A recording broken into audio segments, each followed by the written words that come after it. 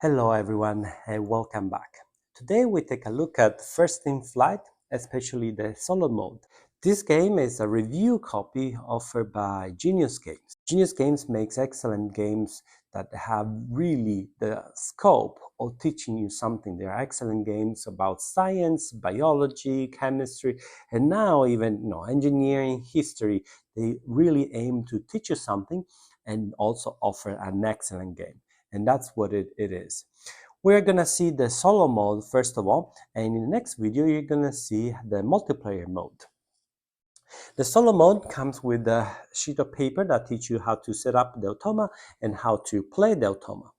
We're gonna look into details. I'm not gonna focus very much on how each location you will see in the game works. That's for another video, and then we'll come back and I'll let you know about what I think of the solo mode of First in Flight. As I said, I'm not going to go through the rules of how to play First in Flight.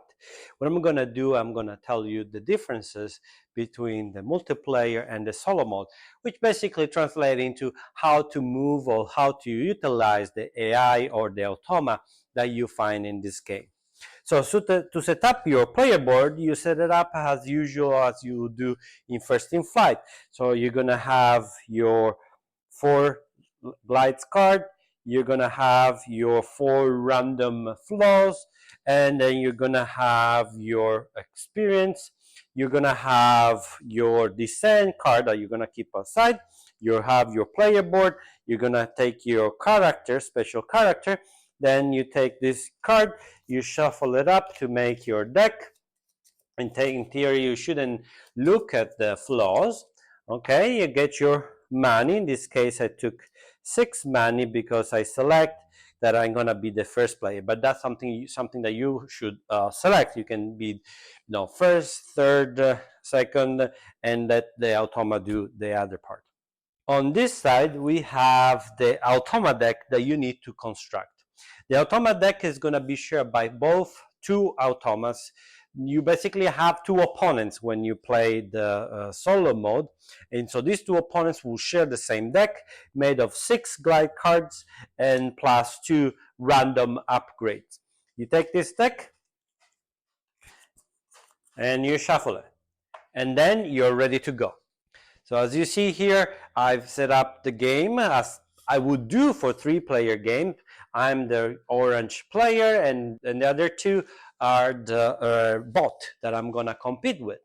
So I'm not gonna go through the mechanic of the game. You should know that the last pawn is always the first to start. And then as main player, if you land in this location, you know what kind of action you're allowed to do. Let's walk through what you would do if the automa will end up in those locations. You see here we have created the deck of the automa. How is it going to work? On the automa turns, what you're going to do is flip a card. If it's a glide card, you move to the next available space. Very simple. If is an upgrade action, you need to move to the next available flight or any space. And so now you know how the computer moves. Let's see what the actions they take throughout the game. Remember, there is a sheet of paper that tells you what to do in each situation, but now we're going to go stepwise and take a look at each one of them. Let's take a look at a different action. Let's say the computer arrives in the flight action. So what you're going to do, if there are coins, as you see here, there are coins, you will move them to the next repair action spot. Then you will add those 2 coins to the flight record of the automa. On the first year, so we are in the first year, the automa has a +5 record. So we go here, the blue advance 5, plus 2 for the coins, so the blue ends up in 7. You may say, what happened if we don't have coins? Why we have coins? We will get later why we have coins. Let's make another example. Let's say the bot arrives and there are no coins. In that case, the bot has basically crashed, will take still the fly point. So in this case, the white still will go 5, but it will crash. So you place the pawn sideways and you will have to spend 2 time to recover. So in the next turn, 1, 2, and that's the turn of the bot in that case. If the bot arrives in any action, if there are coins on that case, we need to remove them, and we'll add coins for the fly record.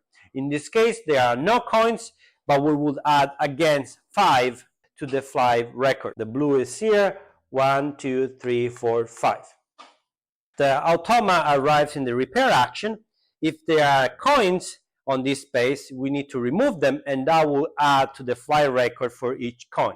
In this case, we don't have it, so if there are no coins, we place 1 coin on the next fly or any action. So in this case, we don't have any, so we add 1 coin to the next fly action. So now you can see why coins can be added and can be found throughout the board.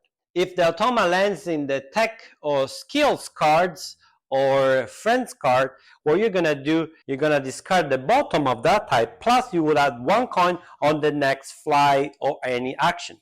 So in this case, we'll discard the bottom one, and then we'll place 1 coin in the next fly action. If the automa arrives here, so between the glide and the experience, what you're gonna do is add 2 coins to this location, and then plus 1 fly record for each coin. So you can see this location is very dangerous. It starts adding up over and over and over. If the bot arrives in the upgrade action, what you're gonna do, you're gonna draw 5 cards. 5 cards from the upgrade deck. You will pick the one with the highest value, and you would add it to the automa deck cards. Finally, if the guy gets to the money action, you will place 1 coin on each fly location. So if the board looks like this, you will add 1 coin here, 1 coin here, 1 coin here. You can see the coin will get a lot very quickly into the game. The game proceeds as usual. When the player crosses the 40 points, it's the end of the game. Everyone gets a last shot to their flag. If you are the player, then you will try to get your longest flight once again with your own deck. What about the automa? Each automa will add the amount of money left on the board to their flight. So in this case, we have 7 coins left. So the blue would be 1, 2, 3, 4, 5, 6, 7. And then white 1, 2, 3, 4, 5, 6, 7. So in this case, both opponents will defeat me. Welcome back. As you see, the solo mode is extremely simple to run. There's not much to do, there's not much upkeep. And for this reason, gets a huge thumbs up from me. One thing that I don't like when I play solo, if the AI is very difficult to run. When I say difficult, there are lots of moving pieces that cause me to be sometimes even dizzy and don't focus about the game. In this case, it's all about your deck, about your flight, and I really enjoy. I'm like there to flip the card. Can I push a little bit more? Can I make it? Can I push a little bit more? Can I have a longer flight? Can I lock the ball? Some bonus? Really, really there. Extremely satisfied with the solo mode in this game. The question that you may ask, how this game stands with other solo modes? Well, I'll let you to decide. Definitely for me, this is not a game that is supposed to be played solo.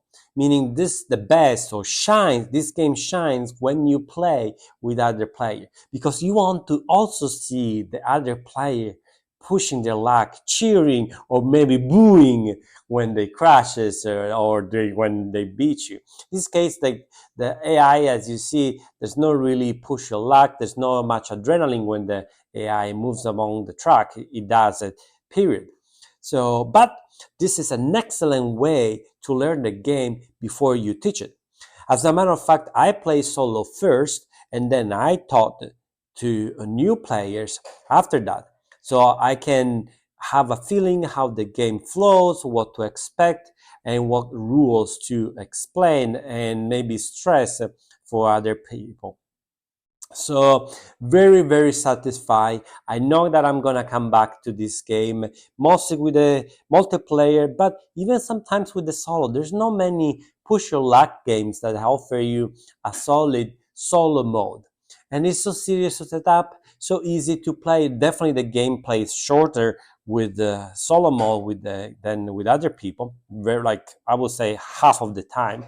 So there's a good time of investment and reward that you get from this experience. Really, really pleased. Stay tuned to see the multiplayer version, and don't forget to subscribe, follow, share the video. You know the drill. That's not your first YouTube videos, am I right? Thank you very much, and see you next time. Ciao.